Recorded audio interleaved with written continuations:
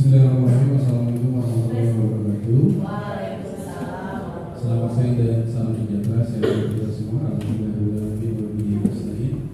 Wassalatu wassalamu ala asyrofil mursalin wa ala alihi washabihi amma ba'du. Yang kami hormati Bapak Kepala SMA Sebelas Kabupaten Tangerang, Bapak Rasul BPD. Yang kami hormati Wakil Kepala Sekolah Bagian Kurikulum Bapak Haji Zainal Abidin MSI. Yang kami hormati Bapak Haji Zainul MSI. Kemudian yang kami hormati calon juru penggerak Ibu Mari Dwi Putranti SPD. Kemudian juga yang kami hormati peserta diseminasi pada acara mewujudkan budaya positif di SMA Negeri 11 Kabupaten Tangerang dalam kegiatan PBB angkatan 9 Kabupaten Tangerang. Puji syukur marilah kita panjatkan kepada Allah Subhanahu wa taala, salam semua salam tercurah dan kita bersama Muhammad sallallahu alaihi wasallam. Hadirin yang berbahagia, perkenankan pada hari ini kami akan mengenal susunan acara kegiatan diseminasi mewujudkan budaya positif di SMA Negeri 11 Kabupaten Tangerang dalam kegiatan CGP angkatan ke-9 Kabupaten Tangerang. Acara yang pertama pembukaan, acara yang kedua menyanyikan lagu Indonesia Raya, kemudian acara yang ketiga sambutan kepala SMA Negeri 11 Kabupaten Tangerang sekali juga membuka kegiatan diseminasi ini. Kemudian acara selanjutnya penyampaian materi diseminasi oleh calon guru penggerak angkatan 9 Ibu Marin Dwi Putranti SPD. Kemudian acara selanjutnya yaitu sesi tanya jawab. Kemudian acara selanjutnya refleksi kegiatan diseminasi oleh Ibu Anissa Marodotila. Kemudian kesimpulan oleh MC. Kemudian yang terakhir doa. Hadirin berbahagia, kita mulai saja acara diseminasi dengan membaca basmalah. Bismillahirrahmanirrahim. Kemudian acara selanjutnya yaitu menyanyikan lagu Indonesia Raya yang akan dipimpin oleh Ibu Sri Rahim. Hadirin dimohon untuk berdiri.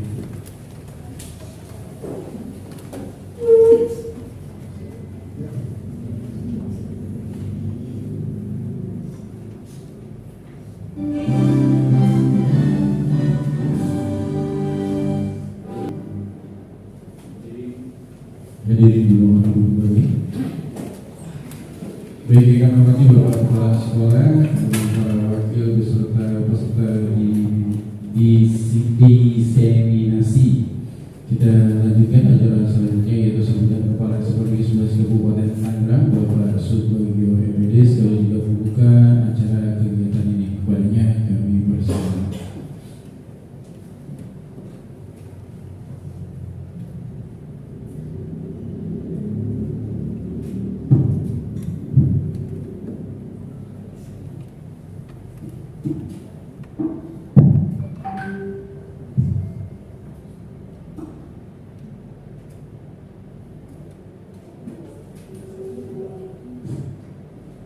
Baik, bismillahirrahmanirrahim. Assalamualaikum warahmatullahi wabarakatuh. Yang saya hormati guru CGP Ibu Marlin, panjang dan menyebutnya Marlin Dwi Putranti. Saya langsung bisa ya. Karena bedanya di orang Jawa kalau saya. Ya. Yang saat ini melaksanakan diseminasi. Apa sih diseminasi itu? Diseminasi itu menyebarkan pengetahuan yang sudah didapat. Memberikan informasi atau pengetahuan yang didapat kepada orang lain, sehingga orang lain memperoleh pengetahuan yang sama seperti yang kita punya. Yang saya hormati peserta diseminasi ya. Peserta diseminasi, puji syukur marilah kita dapatkan kehadiran Allah Subhanahu wa taala, dan saya sangat bersyukur tentunya, syukur sekali karena ini adalah sekian kalinya saya membuka ya acara diseminasi dari calon guru penggerak. sudah 3 kali ya. Yang pertama angkatan ke-7 kalau nggak salah ya Pak Alpian. Kemudian angkatan Pak Alpian angkatan ke-3 ya, kemudian angkatan ke-7 3 orang, Bu Isti, kemudian Bu Rahma dan Bu Gea. Ini angkatan ke-9. Sebetulnya ada 4 ya. Ada 4 dengan Pak Bayu ya. Punya Pak Bayu ini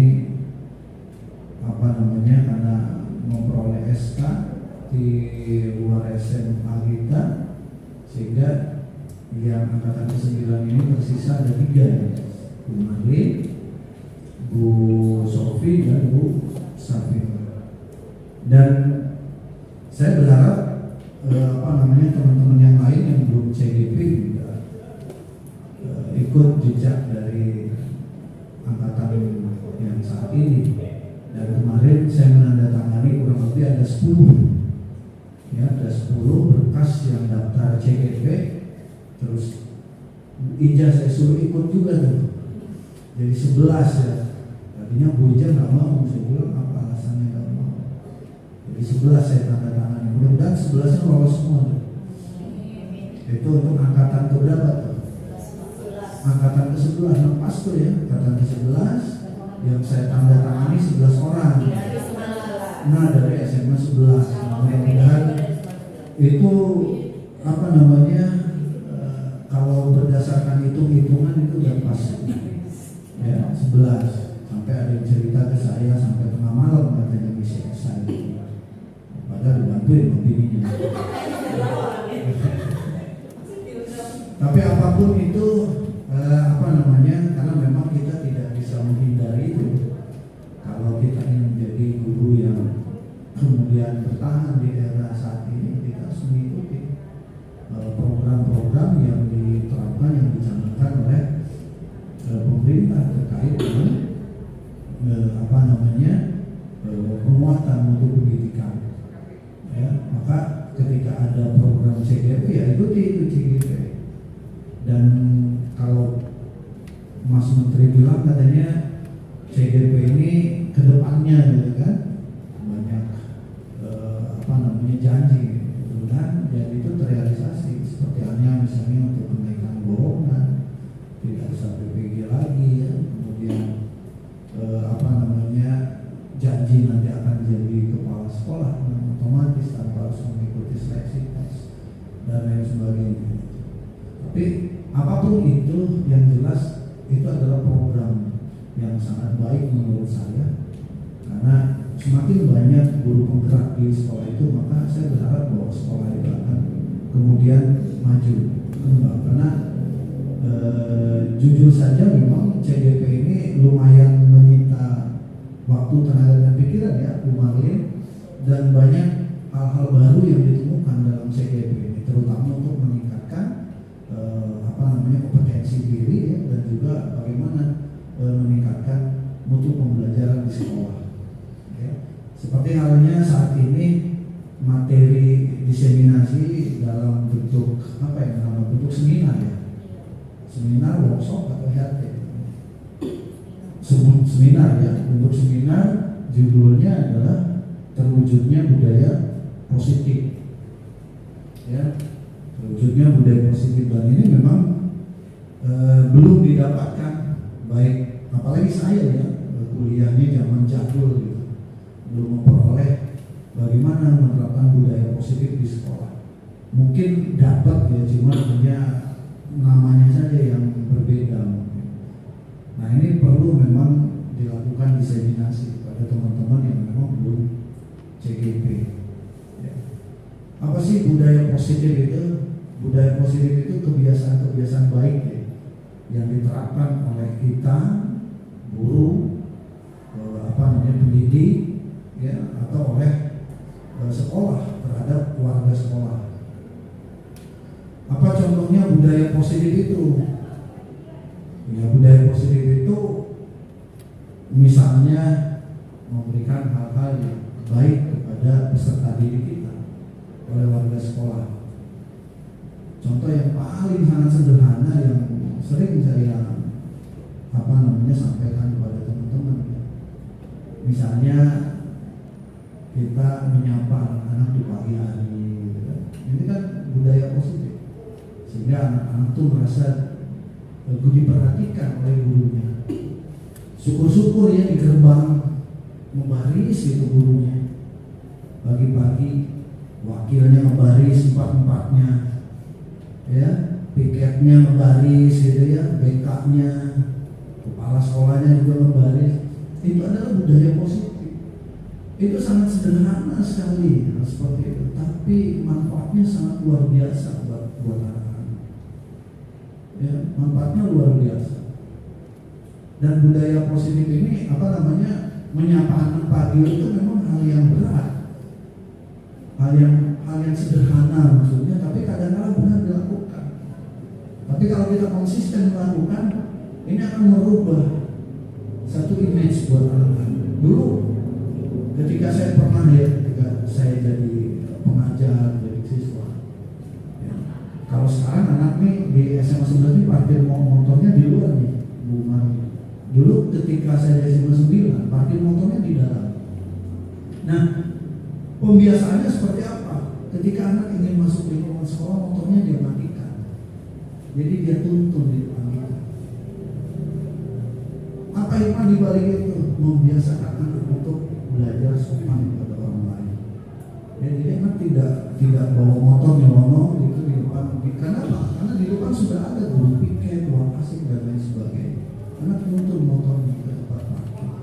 Setelah dia naruh tempat parkir, dia kembali lagi, dia cium tangan pada. Nah, ini adalah budaya positif. Ya. Banyak tentunya nanti mungkin akan diungkap oleh Bu Marlin, ya. Apa saja budaya positif di sekolah. Kemarin kalau Bapak Ibu ikut upacara, saya sampaikan kemarin kalau nggak salah, di negara maju, saya katakan seperti itu kalau nggak salah. Di negara maju, guru itu lebih khawatir anaknya tidak bisa mengantri, tidak bisa belajar mengantri ketimbang belajar matematika. Kenapa? Karena kata gurunya, kalau belajar matematika itu bisa bisa diberikan secara intensif, anak 3 bulan akan bisa belajar matematika. Di kata gurunya ya, akan bisa selama 3 bulan belajar matematika. Sementara mengajarkan anak untuk bisa mengantri, belajar budaya mengantri, itu nggak cukup waktu 3 bulan, nggak cukup waktu 1 tahun. Nggak cukup waktu 2 tahun, 3 tahun, bisa 10 sampai 12 tahun. Anak baru bisa terbiasa untuk belajar mengantri. Itu yang pertama. Kenapa seperti itu? Kemudian apa sih pentingnya belajar mengantri ketimbang belajar matematik? Dan ternyata di dalam budaya mengantri itu ada nilai positif yang bisa kita ambil. Apa nilai positifnya? Satu, anak belajar bersabar. Ya, yang kedua, anak belajar disiplin. Yang ketiga, ada manajemen waktu, saya katakan kemarin. Manajemen waktu itu apa misalnya? Kalau tidak ingin dapat antrian di belakang, dia harus datang lebih cepat, lebih awal, sehingga dia dapat antrian dari pagi atau dari depan. Sama halnya ketika anak datang ke sekolah. Kalau kita berada di depan gerbang menunggu anak masuk, anak tuh malu ketika dia datang terlambat karena gurunya sudah berjajar mengantri di depan. Gitu. Ya. Nah, ini yang harus diajarkan kepada anak-anak kita, budaya mengantri. Belajar bersabar. Dengan mengantri akan secara tidak langsung diajarkan bagaimana anak bersabar. Bersabar itu apa? Untuk tidak menyerobot hak orang lain. Coba kalau di Ojak tuh kalau pagi, buset ya, kalau dari mau penuh semua. Kenapa? Karena tidak diajarkan budaya mengantri awal. Ya, berarti tadi disiplin, bersabar, menghargai hak orang lain, manajemen waktu, banyak sekali di situ pelajaran bisa diambil oleh anak-anak kita dari budaya mengantri. Ternyata sepele kan bahasanya mengantri saja. Ini saya dapat dari artikel, saya baca, oh ternyata bagus sekali. Kalau kita ajarkan kepada anak-anak kita, Dan ini yang disebut dengan apa? Budaya positif. Satu kalimat saja mengantri. Ya? Dan masih banyak lagi. Apalagi misalnya dari budaya mengantri. Orang lain, menghormati orang lain, terus disiplin, menghargai waktu. Apalagi anak bisa muncul kreativitas, memunculkan kreativitas, memberikan kreativitas. Apa misalnya? Ketika kita lama mengantri, apa yang dilakukan oleh kita? Carilah hal-hal positif. Ya, belajar melakukan hal-hal yang positif ketika menunggu giliran untuk mengantri. Apalagi banyak sebetulnya kalau kita lihat dari satu kalimat mengantri. Nah, mungkin nanti oleh Bu Marlin akan disampaikan, Pak.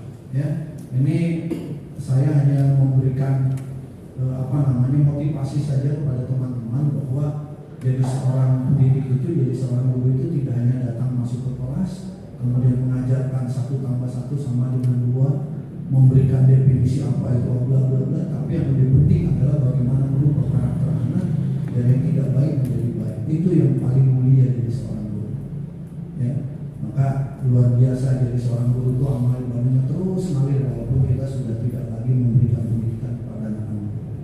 Kita akan diingat terus oleh anak-anak kita akan terus didoakan oleh anak-anak kita. Jadi tetap semangat ya, memberikan pendidikan yang terbaik untuk anak-anak kita khususnya di SMA Negeri 11 Kabupaten Tangerang. Dan mudah-mudahan ya teman-teman yang guru CGP ikut jejak dari teman-teman yang sudah menjadi guru penggerak maupun yang sedang melaksanakan CGP. Itu saja barangkali sedikit pesan moral dari saya. Mudah-mudahan kita saling mengisi semuanya dan mudah-mudahan ada manfaat dari program diseminasi ini. Dan mudah-mudahan ilmu yang disampaikan oleh Bu Marlin itu bermanfaat buat kita. Akhir kata sebelum saya dengan ucapan basmalah Bismillahirrahmanirrahim, kegiatan seminar ya dalam rangka diseminasi yang bertajuk penerapan budaya disiplin positif di sekolah secara resmi saya nyatakan dibuka.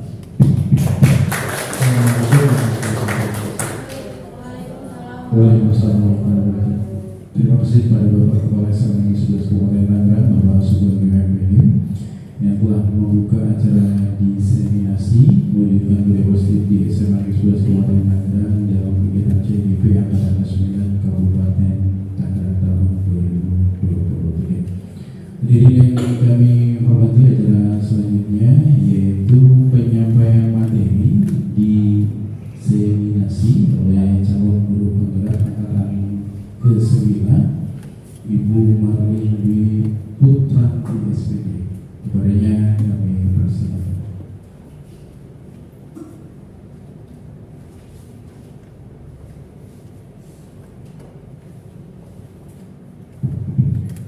Terima kasih Pak Daman atas waktunya. Assalamualaikum warahmatullahi wabarakatuh. Bagaimana kabarnya Bapak Ibu semua? Happy nggak hari ini? Oke, panas banget ya Tangerang hari ini ya. Iya, semoga tidak menyurutkan semangat Bapak Ibu semua. Masih pada fokus kan jam segini?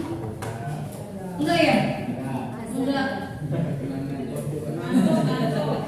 Kopi kenangan, sekarang hanya tinggal kenangannya Bapak. Kopinya enggak ada. Nanti Pak lain waktu kita bisa ngopi-ngopi. Oke, masih pada fokus ya? Ini kalau boleh saya tanya, proyektor ini warnanya apa sih? Hitam. Pecinya Pak Ade warna apa? Hitam. Oke. Kalau kelelawar tidurnya kapan? Kata siapa yang nggak tidurnya malam? Iya, fokus berarti. Oke, kelelawar tidurnya siang ya, tidak kita bekerja, mereka tidur. Kalau kita tidur, mereka jadi kelengkeng. Oke, Oke, Bapak Ibu, di sini saya akan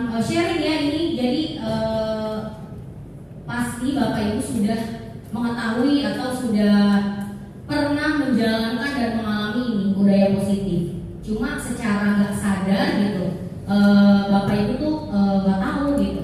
Oh ternyata ini sudah saya jalanin gitu. Jadi pada siang ini saya hanya sharing saja kepada Bapak Ibu mengenai apa itu budaya positif. Hari ini saya akan diseminasi terwujudnya budaya positif dalam proses pembelajaran di SMA Negeri 11 Kabupaten Tangerang.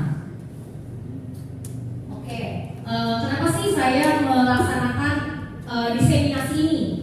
Ya, karena perilaku disiplin di SMA Negeri 11 Kabupaten Tangerang ini dirasa masih berdasarkan motivasi ekstrinsik dari siswanya, itu dari muridnya. Nah, kebiasaan perilaku positif yang diterapkan semacam itu bukan didasarkan pada kesadaran diri dari anak-anaknya. Ya, kondisi semacam itu tuh sebenarnya butuh pemahaman dari kita semua, ya, tentang paradigma belajar yang baru antara yang lama dengan yang baru. Kemudian kita juga perlu peran nilai dan juga kontrol kita sebagai guru untuk menggerakkan kesadaran diri atau motivasi intrinsik itu sendiri. Gitu ya Bapak Ibu. Jadi artinya bahwa kedisiplinan seharusnya menjadi jiwa dari seluruh warga di sekolah dalam semua aspek. Oke, lanjut Miss. Oke, apa tujuan dari kegiatan diseminasi saya pada siang hari ini? Tujuannya ada 3. Yang pertama itu agar kita bisa menumbuhkan pembelajaran yang berpihak pada murid, yang menyenangkan untuk anak-anak. Kemudian tujuan yang keduanya yaitu menumbuhkan motivasi intrinsik dalam diri murid agar tercipta disiplin positif. Yang ketiga, menumbuhkan budaya positif di kelas dan di sekolah. Oke, lanjut nih. Selanjutnya budaya positif. Apa itu budaya positif? Benar tadi seperti yang dikatakan oleh Bapak Kepala Sekolah, budaya positif itu adalah nilai-nilai atau keyakinan-keyakinan baik yang diterapkan dan menjadi kebiasaan. Itu ya, yang menjadi kebiasaan kita. Oke, dalam membangun budaya positif, sekolah harus dapat menyediakan lingkungan yang positif, yang aman, yang nyaman, agar anak murid itu mampu berpikir, bertindak, dan mencipta. Ya, mencipta dengan merdeka, mandiri, dan juga bertanggung jawab. Oke, poin penting yang akan saya jelaskan, yang akan saya sharingkan pada siang ini yaitu pertama tentang perubahan paradigma belajar, yang kedua tentang motivasi perilaku manusia, yang ketiga tentang kebutuhan dasar manusia, yang keempat tentang kesepakatan kelas, yang kelima tentang restitusi, dan yang keenam posisi kontrol guru dalam restitusi. Oke, semuanya itu saling berkesinambungan atau saling berkaitan. Oke, lanjut lagi pembelajaran dengan paradigma baru. Nah, ini yang sudah kita ketahui semua ya Bapak Ibu ya, bahwa pendidikan sekarang ini adalah pendidikan yang harus bertujuan kepada profil pelajar Pancasila. Pembelajaran paradigma baru ini memastikan praktik pembelajaran berpusat pada anak atau pada murid. Nah, pembelajaran ini dirancang berdasarkan prinsip pembelajaran yang sesuai dengan kebutuhan peserta didik. Gitu Bapak Ibu ya, dengan teori psikologi modern untuk mewujudkan profil pelajar Pancasila yang ada 6 dimensi. Udah hafal semua kan ya dimensi profil pelajar Pancasila? Oke, sudah ya. Yang pertama itu beriman, bertakwa kepada Tuhan Yang Maha Esa dan berakhlak mulia. Yang kedua ada berkepentingan global dan gotong royong, kemudian kreatif, bernalar kritis, dan juga mandiri. Oke, Miss, lanjut. Oke, kita itu ada pada masa ini dulu. Mungkin kita kalau mau ngasih hukuman ke anak-anak atau mau nyuruh anak-anak itu pasti dengan hukuman, dengan reward atau juga punishment, gitu ya.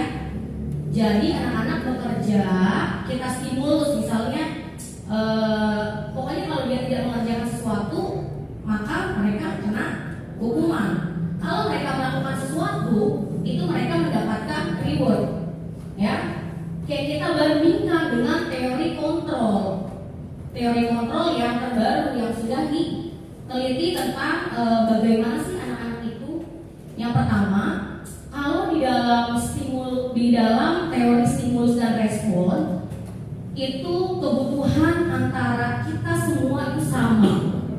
Sama gak sih sebenarnya? Beda. Kalau dalam teori kontrol itu kebutuhan kita berbeda. Antara saya dengan Pak Ade pasti kebutuhannya berbeda. Antara kita dengan anak murid kita pasti kebutuhannya juga berbeda.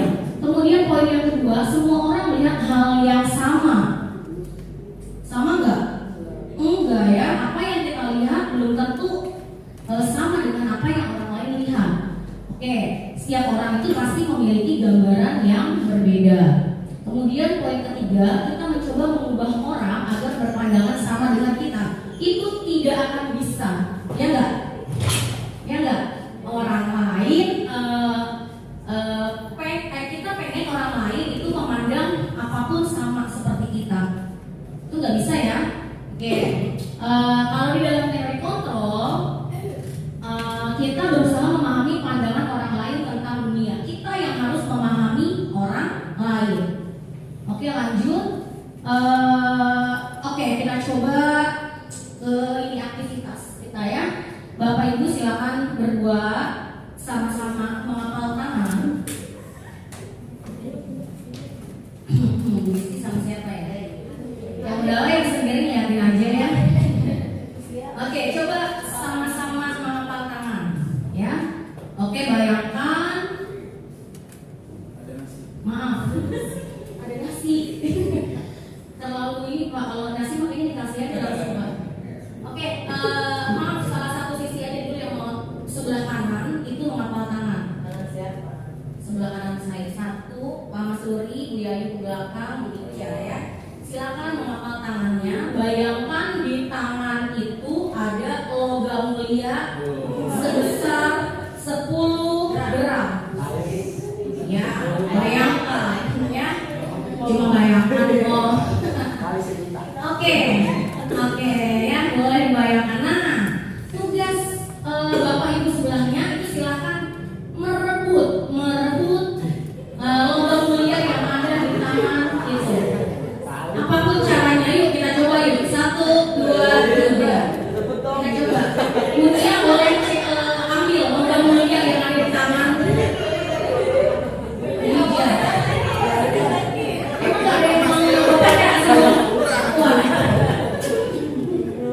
Oke, sekarang coba kita balik. Sekarang Bapak Ibu yang di sebelah kanan itu silakan membayangkan bahwa di tangannya itu ada kunci, jangan kuncinya doang Bu. Apa ya kira-kira ya? Iya, BPKB Fortuner yang dikecilin. Oke, coba yuk dibayangkan ada sesuatu berharga dalam tangan Bapak Ibu. ATM suami yang gak ada isinya. Oke, coba yuk. Nah, Bapak Ibu sebelah kiri itu silakan mencoba mengambil.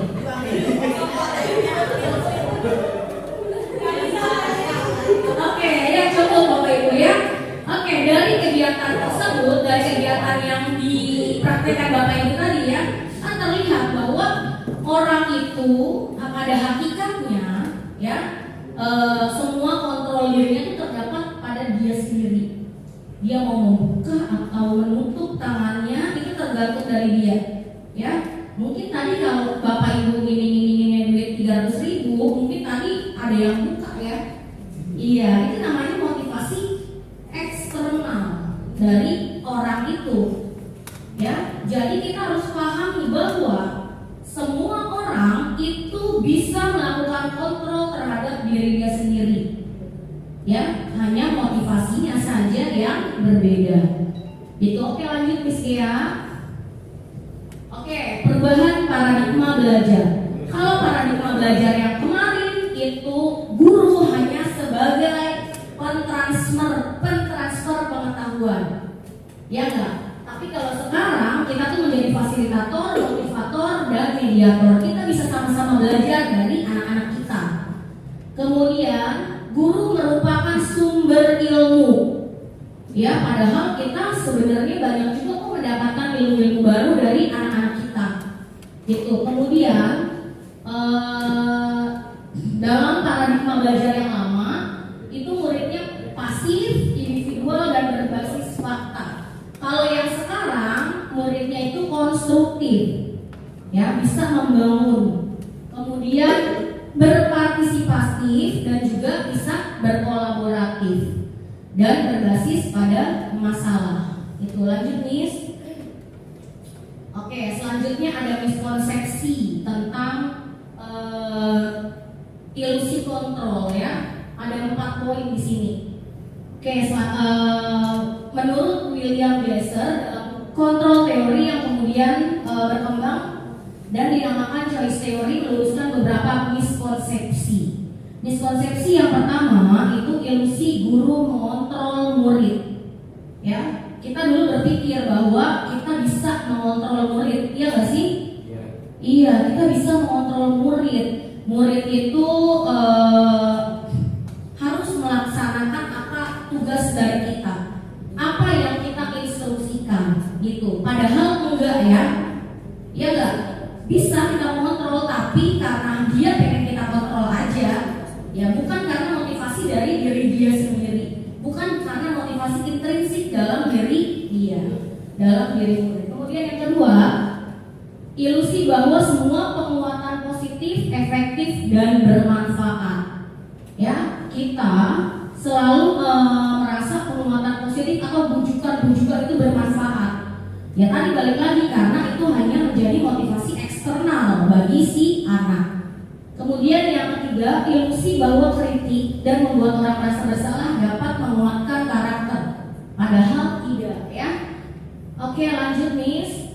Kemudian ilusi bahwa orang dewasa memiliki hak untuk memaksa. Ya, kita dulu berpikiran seperti itu ya. Orang dewasa bisa memaksa, bisa nyuruh yang lebih muda gitu. Ya, padahal tidak. Balik lagi itu semua hanya menjadi motivasi eksternal dari si anak itu. Lanjut lagi Miss.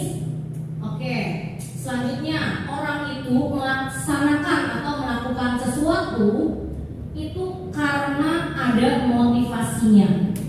Nah, ada 3 motivasi perilaku manusia menurut Diane Dawson dalam bukunya Restructuring School Discipline. Oke, ada 3. Orang melakukan sesuatu tuh karena ini, karena 3 hal ini. Yang pertama, untuk menghindari ketidaknyamanan atau hukuman. Di dalam pikiran dia selalu ada pertanyaan gini, gimana ya nanti kalau saya nggak ngelakuin ini? Berarti itu ada motivasi apa sih di dalamnya, internal apa eksternal? Eksternal loh, dia kan karena mikir ya kan, duh ngeri nih, kenapa nih kalau nggak ngelakuin ini gitu. Oke, selanjutnya motivasi yang kedua adalah untuk mendapatkan imbalan atau penghargaan dari orang lain. Nah, pasti di dalam pikiran anak itu ada bukan cuma anak itu ya, kita juga ya. Ada pertanyaan, apa yang akan saya dapatkan bila saya melakukan itu? Nah, itu motivasi apa berarti? Ekstrinsik, betul, karena imbalan. Selanjutnya, motivasi yang ketiga untuk menjadi orang yang mereka inginkan dan menghargai diri sendiri dengan nilai-nilai yang mereka percaya. Itu motivasi apa Bapak Ibu? Intrinsik. Jadi dari 3 motivasi ini sebenarnya hanya 1 motivasi intrinsik dalam diri manusia. Nah, kita harus mengembangkan si motivasi intrinsik ini. Ya, bagaimana disiplin positif atau budaya positif itu bisa berkembang ya dari sini. Ya, kita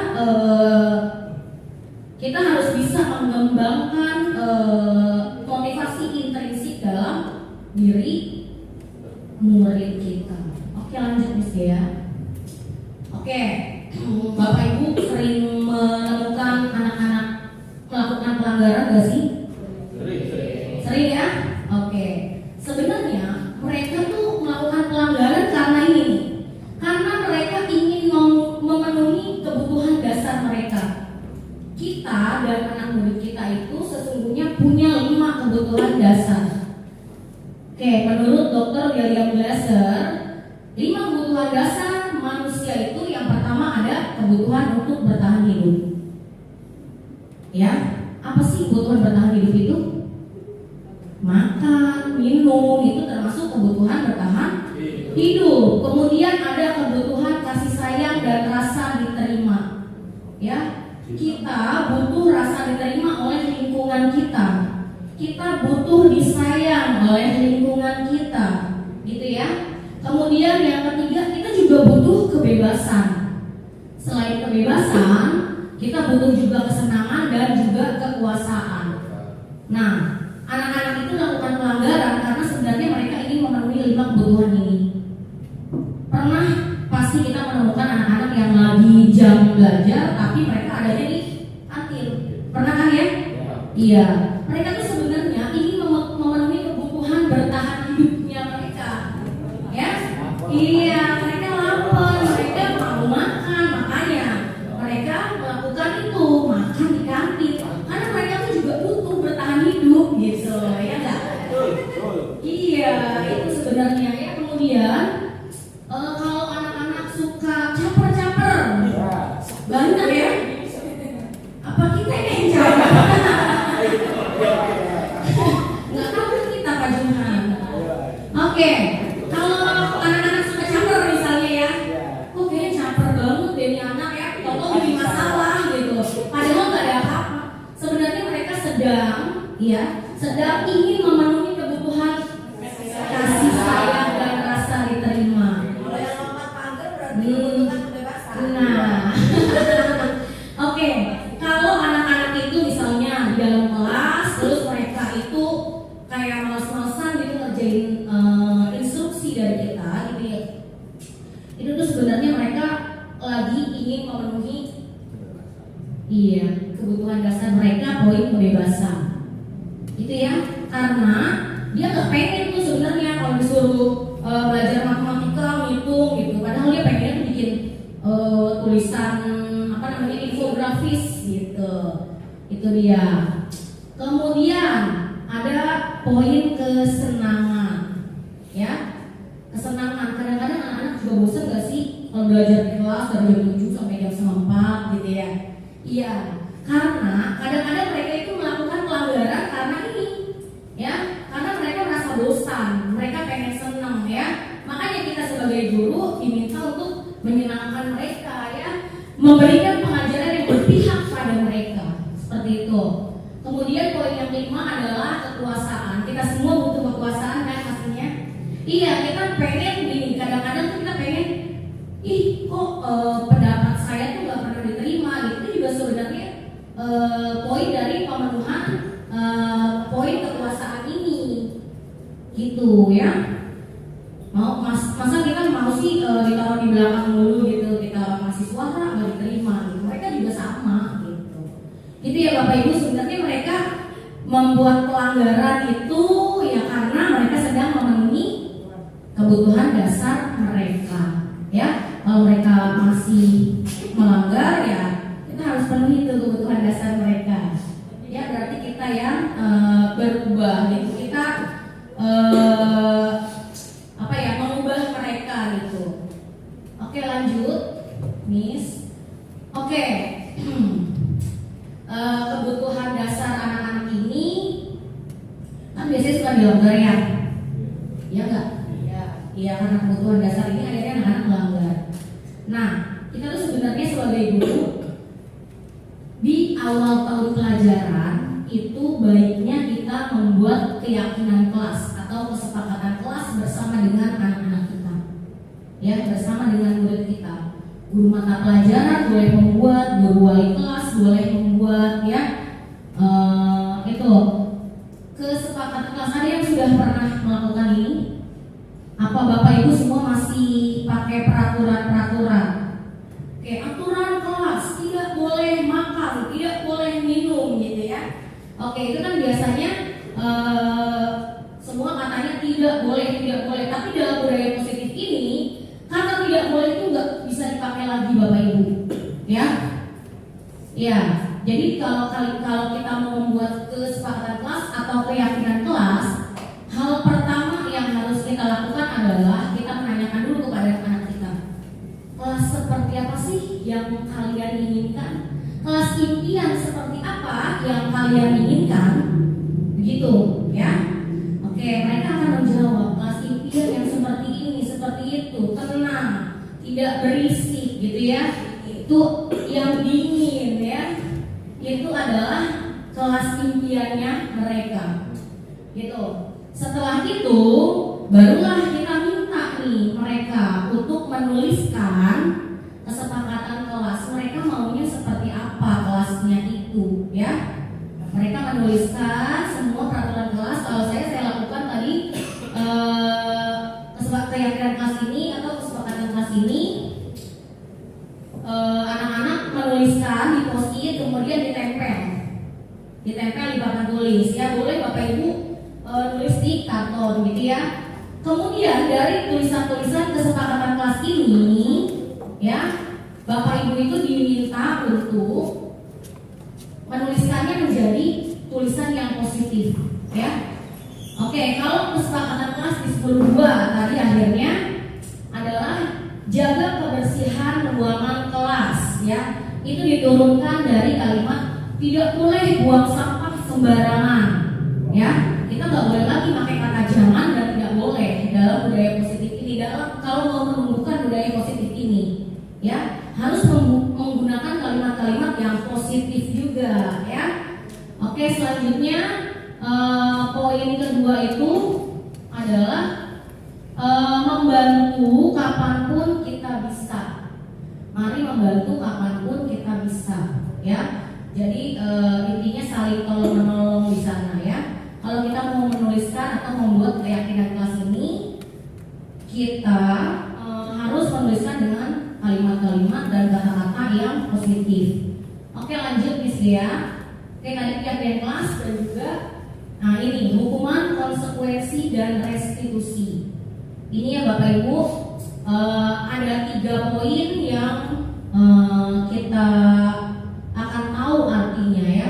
Hukuman itu apa sih? Gitu.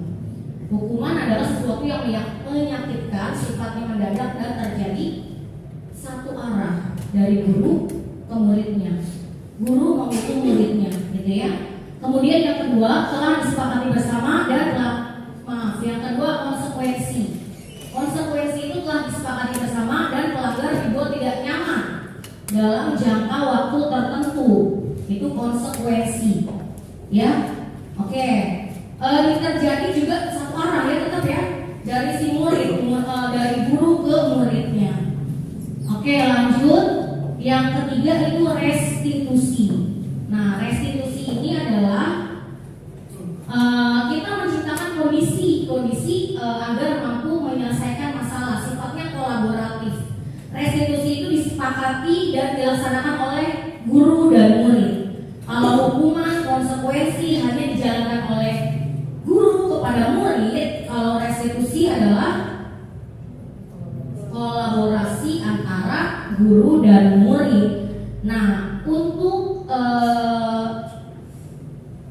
waktu sekarang, zaman sekarang gitu ya, hal yang paling tepat kita lakukan adalah restitusi ya, karena tadi balik lagi kita harus menciptakan motivasi internal untuk anak murid. Kita harus menciptakan budaya yang positif gitu ya, berpihak pada anak. Oke, lanjut. Ada hukuman dan juga konsekuensi dan juga restitusi. Oke, kalau hukuman itu termasuknya identitas gagal, kemudian kalau identitas berhasilnya itu ada sanksi dan juga restitusi. Oke, hukuman itu sesuatu yang menyakitkan dan harus terjadi. Anak-anak kira-kira senang gak sih kalau dikasih hukuman? Enggak lah ya. Bapak Ibu senang gak kalau dikasih hukuman? Enggak. Oke, lanjut. Yang kedua, sanksi atau konsekuensi, sesuatu yang harus terjadi. Anak itu sudah tahu kalau dia melakukan hal tersebut gitu ya, dia harus mendapat apa gitu. Tapi ya mau apa lagi, emang ini konsekuensinya gitu. Kemudian kalau restitusi, itu restitusi merupakan pilihan ya, kita berikan pilihan kepada anak-anak. kira-kira dia bisa tidak untuk lepas dan tidak mengulanginya lagi. Itu kemudian nah, kalau kita memberikan dukungan kepada anak-anak, otomatis anak-anak akan membenci peraturan tersebut. Ya, kemudian kalau yang kedua, kalau kita memberikan konsekuensi, anak-anak akan menghormati si peraturan tersebut. Tapi itu bukan dari motivasi internalnya ya, balik lagi ya, itu ke motivasi ekstrinsiknya. Kemudian kalau kita melakukan restitusi, murid akan menghormati dirinya sendiri dan juga orang lain. Nah, gimana sih restitusi ini? Ada yang sudah pernah melakukan? Coba lanjut, Miss. Sebenarnya beberapa dari kita sudah pernah melakukan kegiatan restitusi. Nah, restitusi itu apa? Tadi restitusi adalah menciptakan kondisi bagi murid untuk memperbaiki kesalahan mereka. Ya, untuk memperbaiki. Kalau kita biasanya kasih hukuman biar mereka jerak, tidak melakukan lagi ya. Kalau dalam restitusi untuk memperbaiki kesalahan sehingga mereka bisa kembali pada keyakinan dan menumbuhkan budaya positif dalam diri. Nah, kalau kita mau melaksanakan restitusi ini, ada 3 tahapannya. Ada yang pertama yaitu menstabilkan identitas, yang kedua validasi tindakan yang salah, poin ketiga adalah menanyakan keyakinan. Nah, karena poin ketiga ada menanyakan keyakinan, maka kita diminta untuk membuat keyakinan kelas terlebih dahulu untuk melaksanakan segitiga restitusi ini. Ya, poin dalam restitusi tahapannya ada 3, strateginya ada 3 ya. Oke, karena poin ketiganya adalah menanyakan keyakinan, jadi yaitu kita harus membuat keyakinan kelas dulu. Lanjut lagi, Miss. Oke, inilah segitiga restitusi ya. Yang pertama tadi kita stabilkan dulu identitasnya, kita tanya, kita pakai pertanyaan nih. Kita bukan pakai pertanyaan ya, kita pakai pernyataan kepada anak itu seperti ini. Oke, nggak apa-apa gitu. Semua orang pasti pernah melakukan kesalahan. Kamu tuh bukan satu-satunya yang melakukan kesalahan ini gitu. Itu menstabilkan identitas mereka dulu. Kemudian poin kedua, validasi tindakan yang salah. Kita tanya kepada mereka, ya, kamu melakukan apa gitu? Apa yang kamu lakukan gitu? Kemudian ada nggak sih cara lain selain hal itu yang kamu lakukan? Kemudian poin ketiganya adalah menanyakan keyakinan. Tadi keyakinan kelas apa sih yang sudah kita sepakati, dan keyakinan kelas apa yang sudah kamu langgar gitu. Terus kamu ingin menjadi orang yang seperti apa gitu. Sebenarnya ini beberapa orang sebenarnya sudah melakukan ya, ya enggak? Iya dong ya. Tapi tadi karena anak-anak belum kita tuliskan keyakinan kelasnya, jadi itulah tidak ada poin yang mereka rasa mereka langgar gitu. Itu ya. Lanjut, Miss. Oke, ini adalah contoh saya melakukan kegiatan restitusi. Boleh. Oke. Ini yang pertama Erwan. Erwan ini ketika pelajaran saya, dia malah ke kantin tadi. Karena jam saya adalah jam pagi, dia lapar. Gitu ya. Akhirnya saya tanyakan, Wan, apa yang kamu lakukan tadi, Wan? Gitu. Saya ke toilet, Bu, karena dia izinnya ke toilet. Kemudian apa benar yang kamu bilang tadi kamu ke toilet? Akhirnya dia ngaku, iya Bu, saya ke toilet. Setelah itu saya ke kantin untuk makan, gitu. Terus saya tanya lagi, salah nggak sih? Terus kalau menurut kamu benar nggak sih Wan yang kamu lakukan itu? Maaf Bu, iya salah. Menurut saya itu adalah hal yang salah. Kira-kira ada cara lain nggak sih untuk kamu tidak melakukan hal tersebut? Ya padahal emang saya tahu gitu ya, dia pasti lapar karena jam pertama belum sempat sarapan, mungkin macet di ojek gitu ya. Iya, karena rumahnya di Gardunia. Iya, akhirnya saya tanya, keyakinan kelas apa sih yang kamu langgar, Wan? Ya Bu, saya tidak kelas yang menghargai diri sendiri dan orang lain gitu. Dia tidak menghargai diri dia dan tidak menghargai waktunya gitu ya. Oke, lanjut Miss. Oke, kita masuk ke posisi kontrol guru. Oke, posisi kontrol guru tuh ada 5. Anak apa masuk dari ini? Iya, udah fokus ya Pak Mas ya. Oke, kita tebak-tebakan dulu deh kalau gara-gara Pak Mas nih ya. Oke, kita tebak-tebakan dulu ya Bapak Ibu ya. Apa kita mau nyanyi-nyanyi kayak anak? Pak masuk itu ini salah. Tebak-tebakan dulu ya Pak. Oke, yuk. Boleh. Oke, clue-nya adalah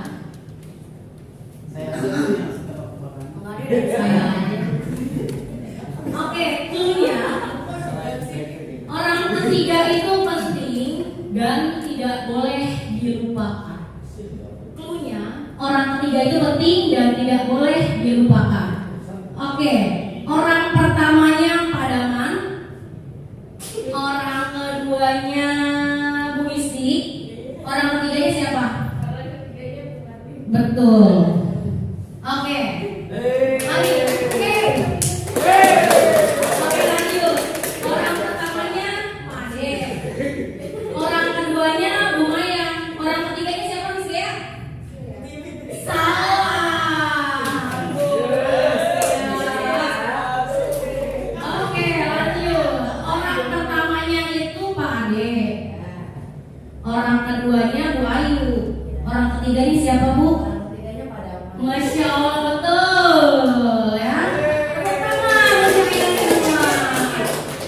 Oke, ada orang bingung ya Pak? Saya juga bingung. Iya, kalau kata Aldi Tahir semuanya bingung Pak. Bingung. Baca IG begitu. Oke, lanjut lagi nih. Sekali lagi ya. Sekali lagi ya. Oke, Bu Ayu udah tahu nih kayaknya nih. Udah tahu ya? Wah, jangan spill-spill dong tuh. Nanti nggak laku pertanyaan saya. Oke, orang pertamanya adalah Pak Heri. Orang keduanya Pak Jumhan. Orang ketiganya siapa? orang ketiganya bisnis. Oh, pintar dunia. Tepuk tangan buat kita semua. Oke. Nggak ngerti ya? Nggak ngerti. Apa sekali lagi nih? Dengan pertanyaan yang berbeda biar makin bingung. Oh udah. Oke. Sekali lagi nih. Ya, saya selalu bahannya deh. Oh gitu. Sekali lagi ya. Oke, clue-nya itu Mas Sayang sih sebenarnya Pak Heri. Nggak ngerti ya? Oke, boleh buat PR. Clue-nya orang pertama, orang ketiga itu penting dan tidak boleh dilupakan ya Pak Azan ya. Ya, biar bagaimanapun orang ketiga itu penting. Oke, kita lanjut lagi ke pertanyaan yang kedua.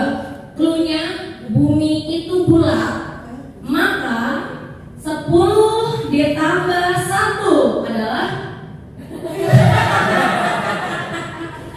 bumi itu bulat, maka 10 ditambah 1 adalah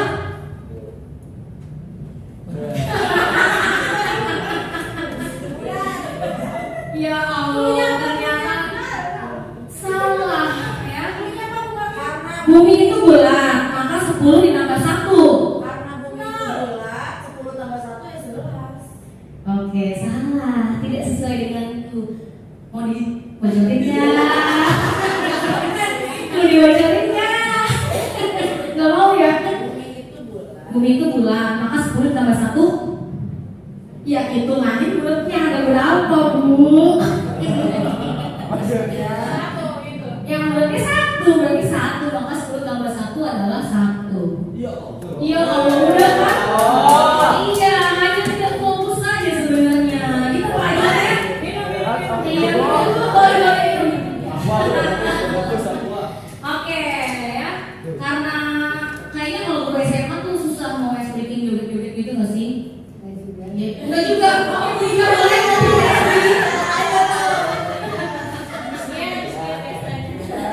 Miss Gea mau joget penguin atau mau joget ke binarianis? Oke,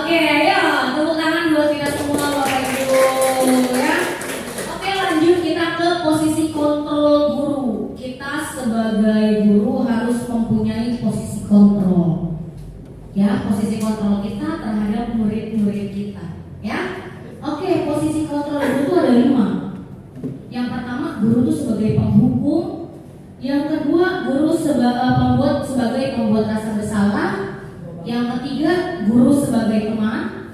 Yang keempat, guru sebagai pemantau. Yang kelima, guru sebagai manajer. Gitu ya? Oke, Bapak Ibu kira-kira saat ini di posisi yang mana nih?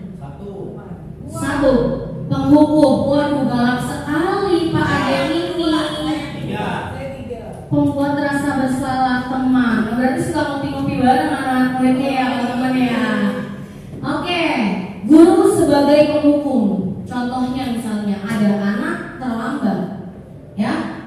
Anak itu, guru itu langsung bertanya ya, siapa anak kira-kira yang suka terlambat? Siapa ya? Hah? Juhan namanya, astagfirullah. Oke, namanya adalah Christine misalnya. Jangan deh terlalu bagus namanya. Si Opik, bener. Ibrahim Okia Opik. Menurut saya ya. Ada wali kelasnya. Oke, si Opik ini terlambat. Terus kemudian ada guru. Nih guru. Bukan kita lah ceritanya, ini guru yang lain lah ya, gitu ya. Dia bilang nih, Opik, kenapa kamu terlambat? Ya Bu, saya terlambat karena macet Bu. Kamu hari sekarang keliling lapangan 5 putaran, ya? Itu masih mending Bu, keliling lapangan. Coba suruh keliling tiang, nggak pusing tuh ada.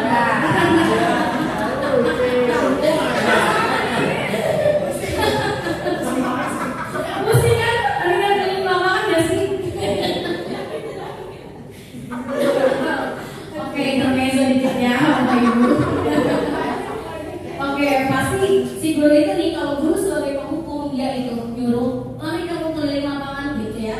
Itu guru sebagai penghukum.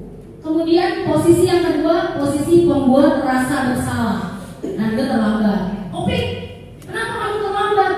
Ya Bu, tadi macet di pertigaan. Kamu gak kasihan ya sama ibu? Nanti ibu dimarahin lagi sama kepala sekolah. Ya ibu sebagai guru pikir boleh kamu masuk gitu. Nanti ibu dimarahin sama kepala sekolah. Tapi kamu gak kasihan gitu. Nah itu guru sebagai pembuat rasa bersalah. Ya anak tuh kayaknya jadi ya Allah guru gue gitu, guru gitu. Gitu ya. Jadi anak merasa bersalah telah melakukan hal tersebut. Kemudian poin ketiga, poin sebagai teman. Si Opik lagi nih, ceritanya pokoknya 5 kali si Opik terlambat ya. Oke, 5 kali si Opik terlambat. Pik, kenapa Pik terlambat? Gitu. Ini sebagai teman ya. Iya Bu, tadi macet Bu, di mana macetnya? Kan tadi iya, kemarin di sana Bu, Opik. Nah, iya di pertigaan, macet di kasur katanya, berarti kan kesiangan. Kayak macet Bu di pertigaan gitu. Ya udah, besok jangan diulangi lagi ya gitu. Pokoknya kalau ulangi lagi nanti dihukum gitu. Itu posisi guru sebagai teman kepada muridnya. Poin keempat adalah posisi pemantau. Ada nggak nih guru yang kayak gini? Oh banyak ya. Oke, Pik, kamu terlambat? Iya Bu. Ya udah, kerjain tuh. Kamu harus tulis di buku tulis. Saya tidak akan terlambat lagi, ya. Tapi hanya disuruh nulis aja, gitu. Tapi nggak diapa-apain tuh anak. Itu adalah guru sebagai pemantau. Kemudian yang kelima adalah posisi guru sebagai manajer. Nah, guru sebagai manajer ya. Guru sebagai manajer ini misalnya Sophie terlambat nih. Pik, kamu terlambat. Kenapa? Gitu.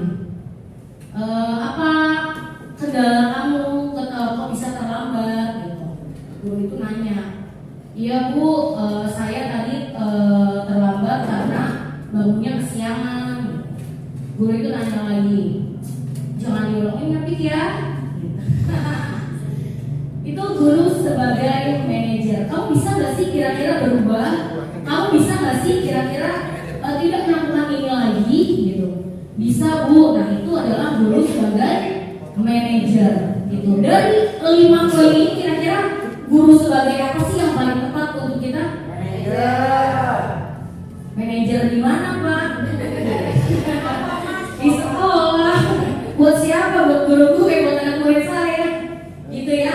Oke lanjut Miss. Nah kita tuh akan menjadi guru yang seperti apa sih? Gitu ya. Nah itu pilihannya ada di kita.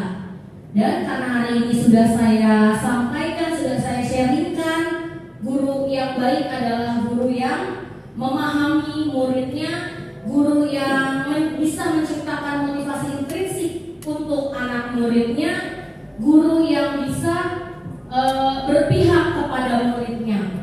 Ya, boleh lanjut ke prinsip konsep utama Miss di halaman pertama. Enggak, pertama sih ke berapa tadi? Terus Miss. Oke ini. Oke dari konsep utama budaya positif ini, yang pertama kita harus mengubah dulu mindset kita tentang si kontrol diri seseorang tadi, ya. Hanya orang tersebut yang bisa mengontrol dirinya sendiri. Kemudian kita harus memahami juga bahwa mereka itu melakukan sesuatu berdasarkan motivasi, ya, motivasi dalam dirinya. Kemudian kalau anak itu melakukan pelanggaran berarti dia sedang memenuhi kebutuhan dasarnya, ya. Kemudian kalau anak itu melakukan pelanggaran, kita diminta untuk melakukan restitusi dengan segitiga restitusi, 3 tahapan. 3 tahapan tadi yang bisa kita lakukan sebelumnya adalah dengan membuat keyakinan kelas. 3 tahapan dalam restitusi yaitu adalah menstabilkan identitas, validasi tindakan yang salah, kemudian yang ketiga adalah menanyakan keyakinan kita. Kemudian dalam melakukan restitusi dan dalam melaksanakan pembelajaran di kelas, kita diminta untuk menjadi guru yang berpihak pada anak, guru yang bisa menumbuhkan motivasi internal, ya, yaitu guru posisi. Tanya jawab. Baik, yang mau tanya jawab dipersilakan. Oke, Bu Maya, 1. Ada lagi mau lanjut atau nanti langsung jawab saja atau bagaimana? Langsung saja. Silakan Bu Maya, dipersilakan.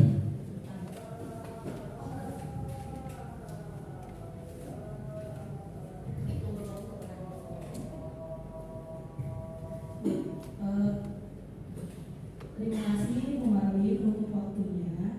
Assalamualaikum warahmatullahi wabarakatuh. Penjelasan dari Bu Marli itu cukup bagus ya, terima kasih banyak. Jadi saya juga cukup tahu bagaimana sih menjadi posisi kontrol seorang guru yang baik. Nah di sini cukup menariknya ketika tadi dibahas mengenai segitiga restitusi. Untuk segitiga restitusi itu kan kita harus berkolaborasi dengan siswa. Ya, kebetulan tadi yang disebut topik itu memang sering banget membuat masalah di kelas saya. Ya, jadi topik ini sering melakukan kesalahan yang sama, ya, berulang kali. Nah, di segitiga restitusi, kalau yang saya lihat, ketika kita dapat murid yang mengulang kesalahan yang sama, ya, apakah kegiatan restitusi itu harus diulang lagi? Kegiatan itu kan tadi kalau nggak salah ada 3 tahapannya. Nah, itu apakah harus kita ulangi atau bagaimana? Demikian yang ada, terima kasih. Langsung aja. Ya, assalamualaikum warahmatullahi wabarakatuh. Perkenalkan dulu, nama saya Anissa. Terima kasih Bu Marli untuk diseminasinya sangat bermanfaat bagi kami para pengajar. Nah di sini yang saya mau tanyakan tadi kan ada 3 motivasi ya yang diberikan ya, contoh gimana ini. Nah yang ingin saya tanyakan di sini apakah dengan memberikan hadiah kepada murid akan menumbuhkan motivasi intrinsiknya seperti itu. Terima kasih. Assalamualaikum warahmatullahi wabarakatuh. Waalaikumsalam. Ada lagi atau cukup 2 saja? Cukup sebenarnya. Ya, dijawab langsung.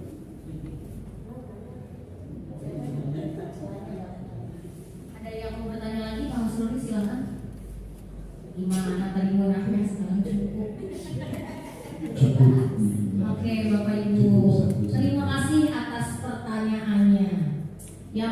pertama pertanyaan dari Bu Mayang ya terkait dengan penerapan segitiga restitusi kalau anak ini mengulangi kesalahannya lagi. Kira-kira itu diulang lagi gak sih? Atau cukup kita langsung ke menanyakan keyakinan aja gitu. Nah, segitiga restitusi ini adalah tahapan ya. Tahapan itu harus diselesaikan dan dilaksanakan semuanya secara runut dan sistematis ya. Jadi ketika anak itu Itulah paparan dari saya. Terima kasih. Assalamualaikum warahmatullahi wabarakatuh.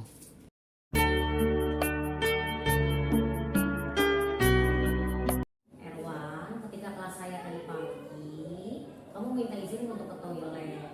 Saya tunggu 15 menit, kamu tidak masuk lagi ke kelas. Apa yang kamu lakukan, Wan? Apa ada hal lain yang kamu lakukan? Apakah kamu sadar sedang dalam masalah saat ini?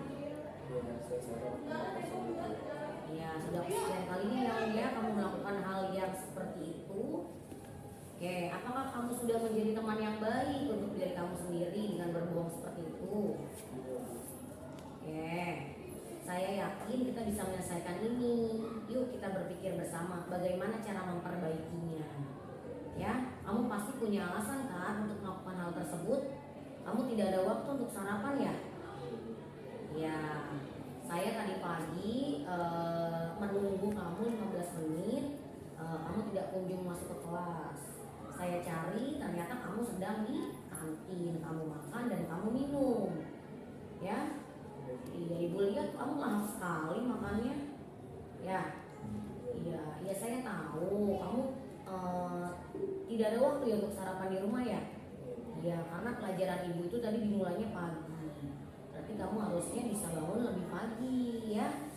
Ya, karena kalau seperti ini kan yang rugi kamu ya. Kamu tertinggal pelajaran dong. Oke ya.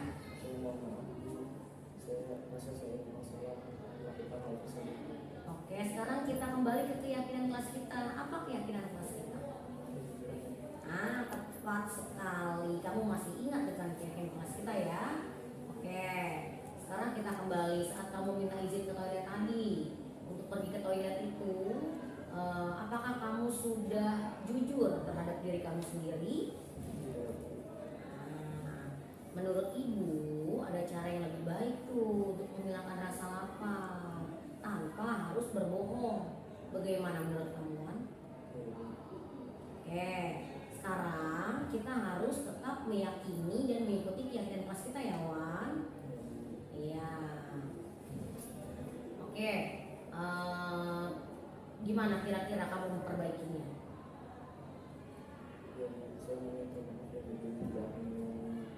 Oke, baik. Ya, permohonan maaf Erla. Fajri, siap ibu masuk ke kelas kamu, ibu melihat kamu berpakaian tidak rapi, Jeri. Pakai bajunya enggak rapi, atributnya tidak dipakai, ikat pinggangnya tidak dipakai.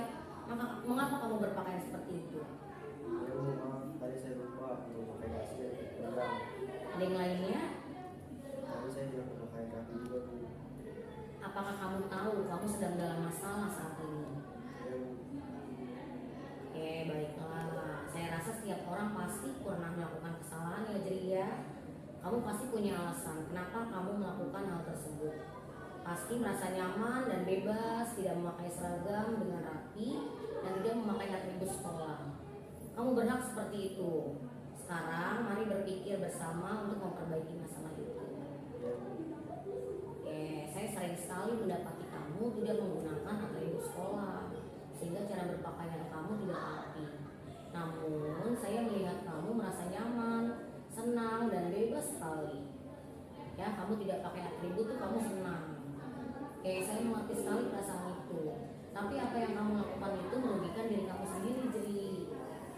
Ya, karena seharusnya kamu bisa memakai atribut sekolah lokal, sehingga terbiasa memakai pakaian yang rapi, baik di sekolah maupun di lingkungan luar.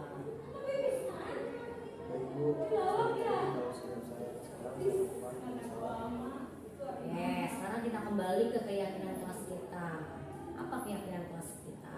Berpakaian rapi ya Bu. Nah, betul sekali. Kamu masih ingat tentang keyakinan kelas kita? sekarang kita kembalikan. Saat tidak memakai atribut sekolah dan tidak menggunakan seragam dengan rapi, apakah kamu ketika melakukan hal tersebut sudah bersikap baik pada diri kamu sendiri? Tidak, Bu. Oke, kamu harusnya bisa menjadi terbiasa menggunakan atribut sekolah dan berpakaian rapi. Menurut saya ada cara untuk menumpahkan kebiasaan baik tersebut. Bagaimana menurut kamu? Baik, Bu. Nah, sekarang kita harus selalu ingat sama keyakinan kelas kita. Apakah kamu bisa memperbaikinya? Ya, Bu. Pertama saya ingin menyampaikan permohonan maaf saya atas kesalahan ini. Kemudian saya akan mencoba untuk konsisten memakai atribut sekolah dan berpakaian berbaik. Oke, saya terima permintaan maaf kamu. Semoga kamu bisa melakukan apa yang kamu sampaikan tadi. Ya, Bu, saya berjanji. Terima kasih.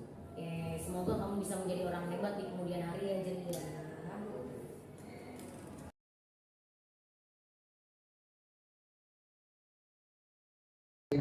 Assalamualaikum warahmatullahi wabarakatuh. Selamat siang dan salam sejahtera buat kita semua. Terkait dengan calon guru penggerak, bahwa saat ini calon guru penggerak sedang melaksanakan fase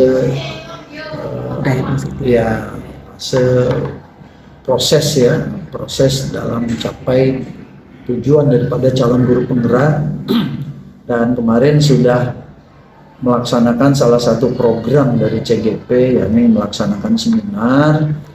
Dari hasil seminar tadi alhamdulillah mendapat apresiasi yang luar biasa, baik dari stakeholder di sekolah, dari kepala sekolah saya sendiri, dan juga dari beberapa rekan teman guru.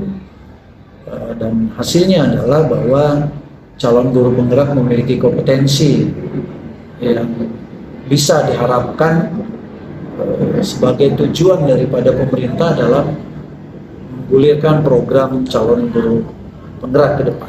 Dan apa yang dilakukan oleh teman-teman calon guru penggerak ini memotivasi teman-teman yang lain untuk terus berkarya, terus berinovasi, terus bergerak melakukan perubahan demi kemajuan sekolah pada umumnya, dan pada khususnya adalah SMA Negeri 11, di mana mereka sebagai pengajar di SMA Negeri 11.